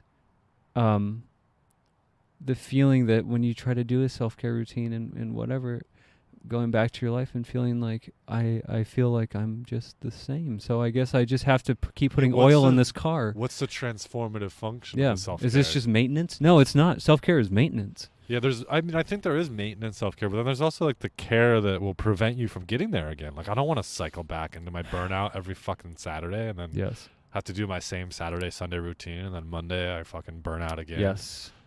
Yeah. The inferior function throws a little chaos into the mix. Yeah. Some excitement, a little bit of being out of control. Tapping energy. Yes. but also tapping functional possibility. Tapping functional possibility. Like maybe some That's of right. our stagnation and struggle is a lack of function in navigating. That like we might need some help from these inferior functions to add the juice to our life. Familiar with sand tray? Oh yeah, like sand play. Sand It's like a play. box of sand. You have some figurines. Yes, it Yeah. can be really wonderful. That originated when Carl Jung, the incredible introverted intuitive, was at a complete loss as to what to do with his life. Oh, Totally yeah. stuck and depressed. And Was that when he was just like playing with the sand in and the river? afraid. And he would walk behind his house Yeah. between seeing patients and started literally he would grab sticks and would just start to he mess around in the mud. Yeah, he would like move He would sand in around, water. right? Like he did when he was a child in a way. Which he described as an experience of utter humiliation. Yeah. So that like was here's this prominent psychoanalyst in Switzerland just after he sees a patient just like moving some sand around. utterly humiliated. Yeah. That was engagement with the inferior sensate function, which again opposed those two. Intuitive feeling type. Yes. Yeah. Intuition and sensation. Yeah. The two irrational types opposed to one another. Yeah. Engaging in his inferior sensate, it was humiliating, but it opened the door. And like you were saying, when he was a kid, it actually was that activity. And as he sat there and did that, he realized the little boy who loved to play in the mud had a creative life which I lacked. Oh, yeah. And he continued to do it throughout his life. So I think that sand tray, for instance, can be wonderful for a lot of people. I've also seen sensate people, extroverted sensate people, do sand tray, and it was more of a design exercise. You know, they kind of came up with this beautiful, just easy facility with the pieces, and I looked at it and thought that Beautiful. is beautiful. Wow, look how gorgeous that is. However, Should like flick one of the pieces over. it yeah, how about now? However, it was just sort of another day for them, as Yeah. we're doing that with maybe intuitive type. They can do something that looks totally chaotic add a lot and of meaning to disorganized it. and have really affective Yeah. experiences. And so there, all that, again, to your point, to say that nothing is one size fits all. It is individual to you, Yeah. which is so difficult to not know what route to go. But that it frees up energy that was stuck, and that it's a different route than saying do what you love. Well, that's what we're supposed to do all the time, and why do I feel so bad if I'm just doing what I love? Do something that actually you're not going to be good at. Yeah. I don't and I'm saying, I'm saying all this, and I don't have a chessboard in my house. I got one. You know, I'm sitting here thinking, well, what do I do for my inferior sensate and pretty inferior thinking functions? And it's not a whole lot, because it's uncomfortable. You know, I'm like totally relating as you talk, because like you're at my house right now, and I haven't had a kitchen for 5 months. Yeah. And I'm about to have a kitchen, and then I have a kid coming. Yeah. And I have this weird agenda or thing I'm taking on where I'm going to make the kitchen mine. Oh. Like I'm going to, Mm-hmm. all the groceries, the cooking, Yeah. the cleaning, and I'm going to like run a kitchen like a restaurant. I've worked in restaurants, and I like kind of know how to do it, right? But I've never been able to do it in my house. I can do it in a monastery, and I can do it in a restaurant pretty well. Yeah. But I'm like going to try to bring that into my house, and there's a little bit of like humiliation in it. Yes. Like I just cooked a meal yesterday. It took like 5 hours to like clean and cook, and I'm like, wait, is this what I'm doing? It's like, yeah, this is what you're doing. They're just making food. I'm like wiping down counters. I'm like mopping the floor every day, cleaning the Mhm. fridge once a week, and all Mhm. this shit that I avoid, right? The like functional, structured, planned, interval activity and like thoughtful follow through. And I'm like scared because I'm like, I think I might fail at this little mission I've taken on. And I definitely will fail, but fail in the lack of persistence, not fail in the perfection. Yes. Yeah. Or you might not do it as often as you would imagine you would like to. The persistence piece, like to actually hold it and maintain it as a area of focus. And that's such an important point, because it's easy to do token acts. Yeah. To engage that inferior function once in a while and then kind of wipe your hands off. It really takes like vacation, living with it. Like I was thinking about this when we were talking. I think I was wondering, like, do so many people love vacation because you have to activate your feeling function in a way And enjoy yourself. You have to enjoy yourself, and you have to go with it a bit, and you have to not know. And you have to make choices. You have to improvise. You have to evaluate and go with the choices. And like maybe there's a thinking way to do it and a feeling way, but people usually describe when they travel feling more in the flow. Right. You know, and they're like, because they're feeling into a flow. It's not the flow. It's just they made a flow. Yes. They like had to flow. So they're like, oh, I was in the flow. It's like, no, it's not a capital T flow. Like it's like your flow that you activated through having to make evaluative choices. You have to look at what is even if it's just, 100 miles away, what is the custom? What are the customs of this community? Where are the restaurants I want? Like, where would I want to eat here? Not where do I eat already here? Where do I want to eat here and make a choice? And what do I want to do with my time? What do I want this experience to be like? Yeah. And you're asking, what do I want?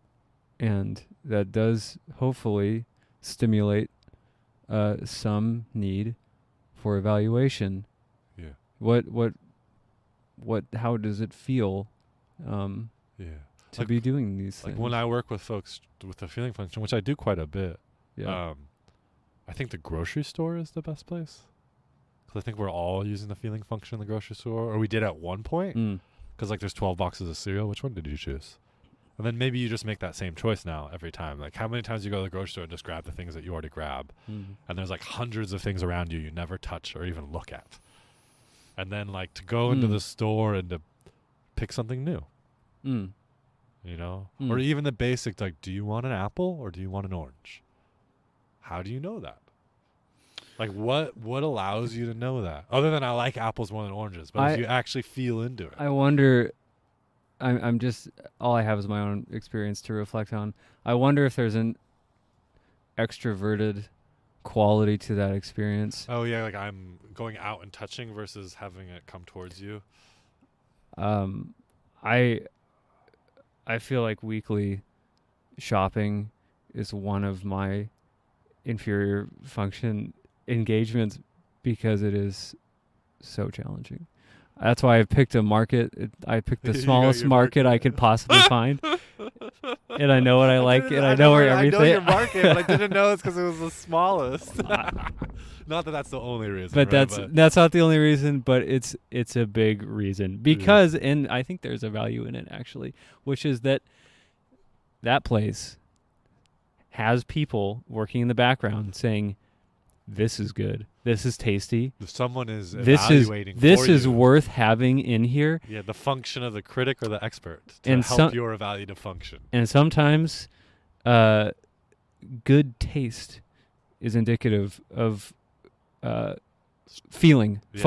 Solid feeling function. The people who are doing that in the background have good taste. And I go in and I feel sort of at home. Yeah, there's that literary term, I don't know it, but like when you're watching a play or reading a book that you feel in good hands. Right. That like what you're going through now, reading or watching, will be worth it in the end. Right. And again, I can't help but feel like that is also more intuitive language. Yeah. You're in good hands, you're at home. That is, or how the book is going to go, that's a perception of possibility. But there's this is the evaluative piece. This is evaluative. This author, I evaluate them to have good hands to guide me. Versus, I feel like this book is really going to go somewhere good. They can work together. Yeah. They can work together. I feel that this author is coming from a place in their values that resonate with me, because I have the tuning forks of my values loud enough that I can hear them. Yeah. And when someone else is hitting something similar or different that I'm interested in, I can evaluate it in that way, and then choose to go forward. So I want to start winding and wrapping, but I got a question, and it's a loaded question. So I'm going to load it and go where you want with it. Sure. But I wanted to break it into parts, but that would have been too much of an agenda. Yeah. So, like, it seems there's a shared premise that the feeling function is lacking in Western American culture, maybe white culture too. Definitely male culture.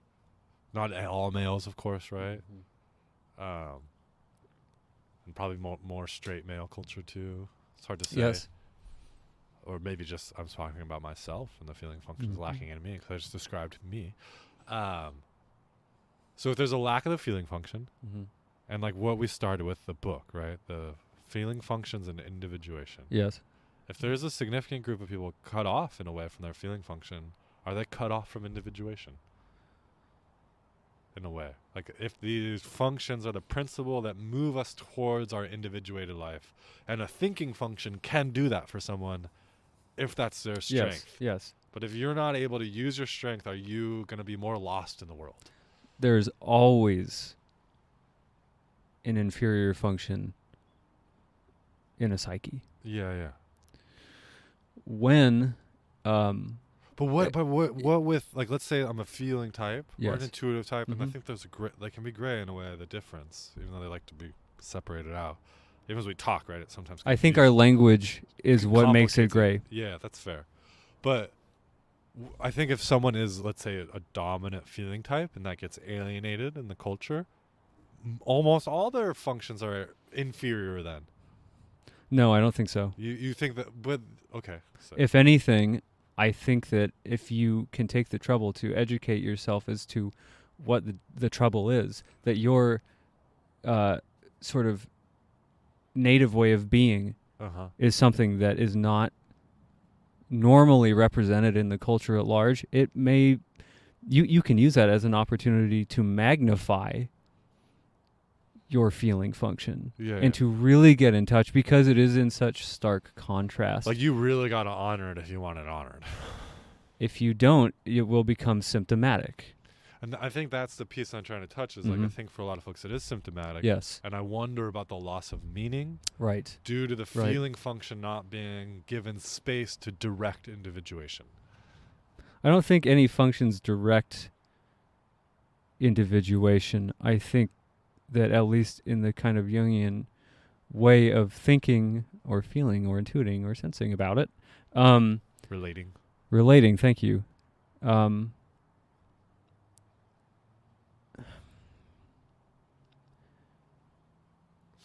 Hopefully the process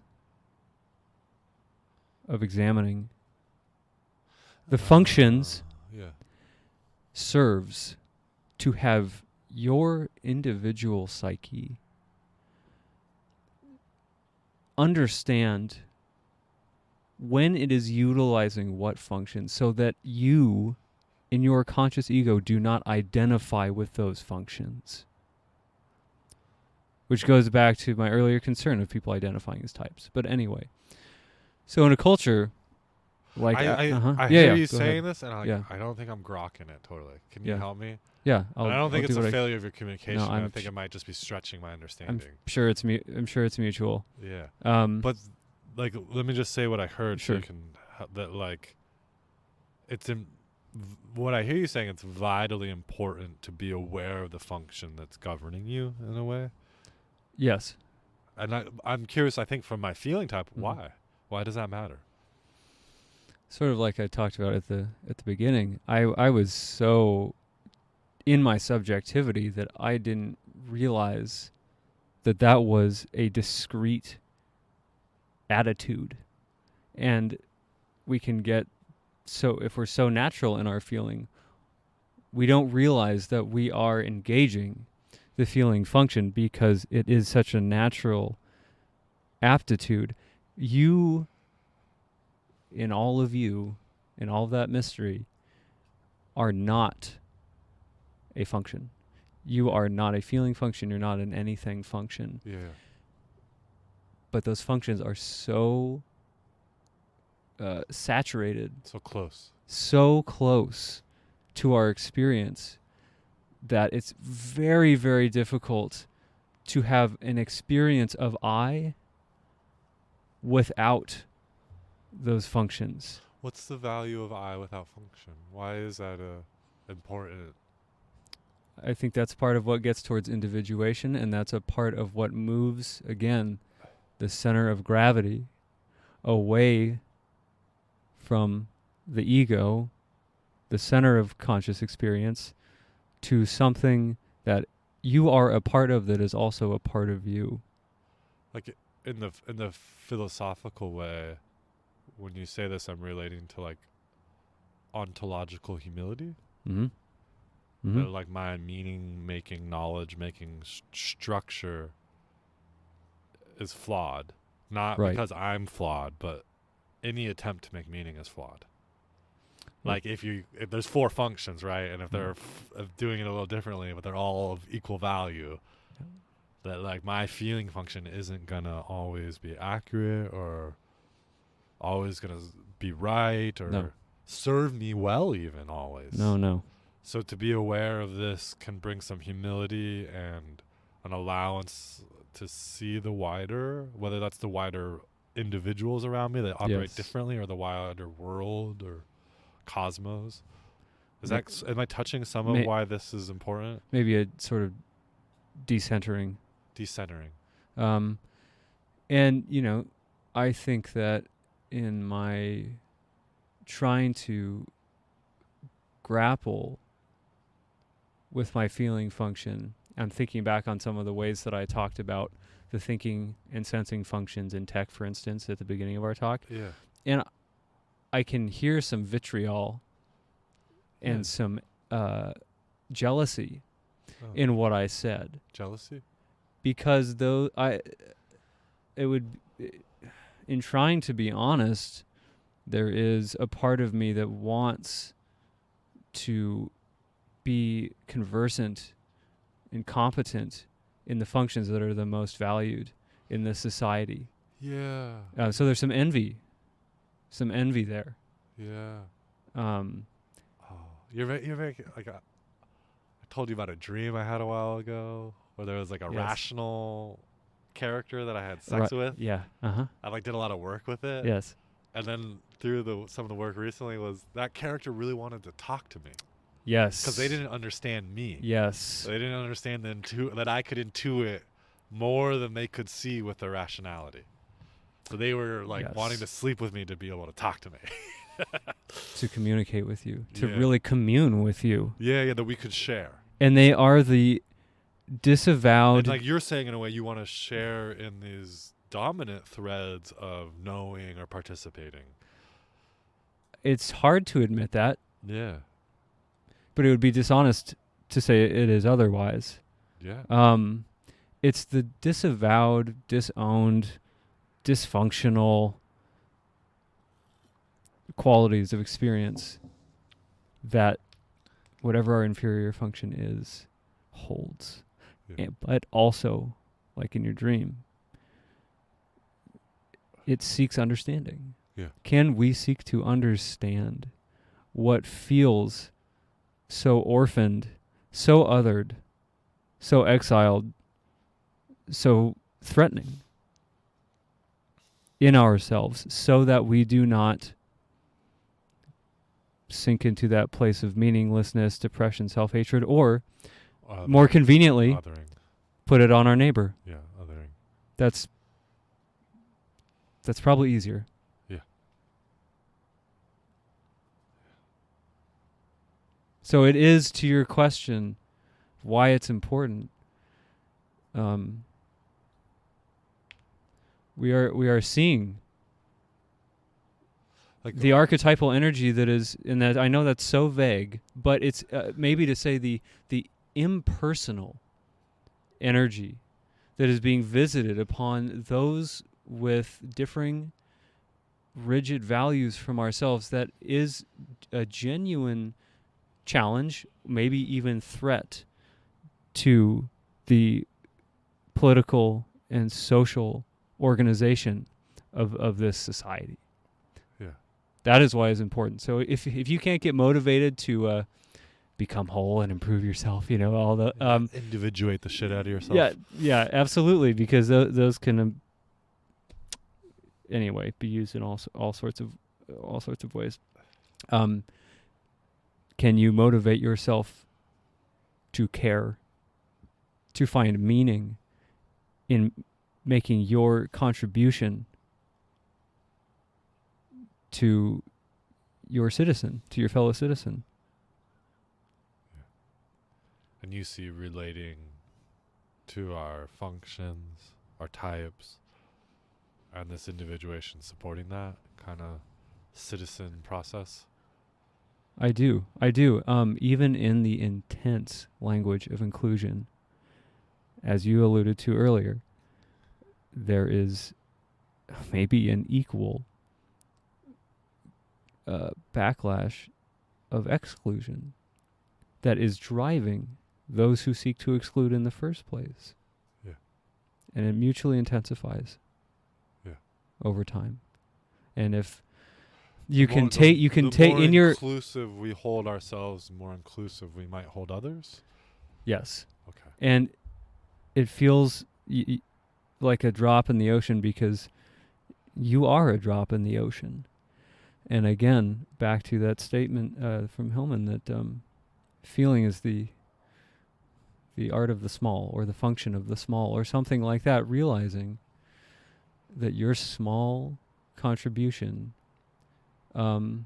is actually maybe all that can be done. All that every person can do is the small thing that they small can do. Be large. Not that your small is large. Which is often the narrative, right? Like yes. Small things become large or whatever. Have your small thing remain a small thing. All these collective movements are made up of small things. Yeah. When you say that, I think about like our desire for importance. My own desire, right? Like we have microphones in front of us right yes. now, right? And like how painful it is. Yes. To not be as important as you want to be. And like what to do with that when you see it. Like how to hold that. And like but to continue is what I hear you saying. Like to continue despite, not in spite of, but despite.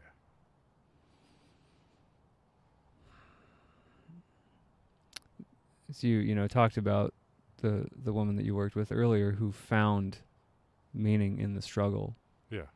There's a podcast I listen to, but yeah. Uh-huh. Yeah. But I worked with a woman that maybe have found meaning in struggle, I hope. I'm sure you have. Maybe that's a lot of what this is about. Yeah. To where our scope, maybe to change the world or to be important or to make a big difference. Maybe it's about like being able to sleep at night and to wake up with some type of vitality to move through the day. And to continue to try and to have a reasonable expectation of your scope of influence. Yeah. If your scope of influence for a long time or forever is yourself, can you accept that? Yeah. And that's a real question to pose to oneself to see how that really sits. Like, can I live my life for me? One of the not in that yes. narcissistic, yes. hedonistic way, but no. that my life might not be admired or replicated. One of the gifts of feeling that you, I think, can still access if you're engaging with it in an imaginative way is that it imparts value to your own psyche. it imparts meaning To this, like human experience. to your idiosyncratic human experience, and you might even get glimpses of the archetypal realities that your little ego rests upon. And if you can find that internal sense that you are participating in a vast mystery, you might have some more energy for your day-to-day life, and you might not feel the need to spew so much vitriol to your neighbors who might have different values than you. Yeah. Be a little less shitty. I think that's a pretty good feeling statement. Is that a good place to end? Any last thoughts? Any comments? It's a little cold without the fire. I know. Um, I'm like missed the fire, but then I see this big old hole in my patio. I say that not as a criticism, but to say I think it's a good time. a good time to wrap. Good time. It's getting cold. Some sensei cueing that it's time to end. That's right. That's right. All right. Thanks, Brandon. Yeah, thank you, Graham. Thank you for finally This doing is this. wonderful. Finally wasn't a judgment.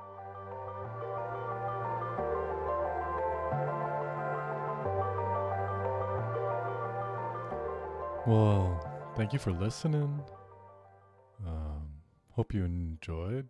Graham and I just kind of talking, circling it around the feeling function, but seeing where the feeling function took us as we talked. Yeah. I just had like a hectic pain in the ass time editing this. I'm so annoyed and frustrated. I really hope it comes out because it was hilariously difficult just to put this together. Technology, not my strong suit, but I stuck with it. Hope there's some value here. Hope you got something out of this conversation. And I guess most importantly that, just hope things are going well and life is moving in good directions, And if not, I'm sorry and hope you have what you need to make it through. Okay, be well. Till next time. Don't know when that'll be, but hopefully, less than 8 months. Okay, bye.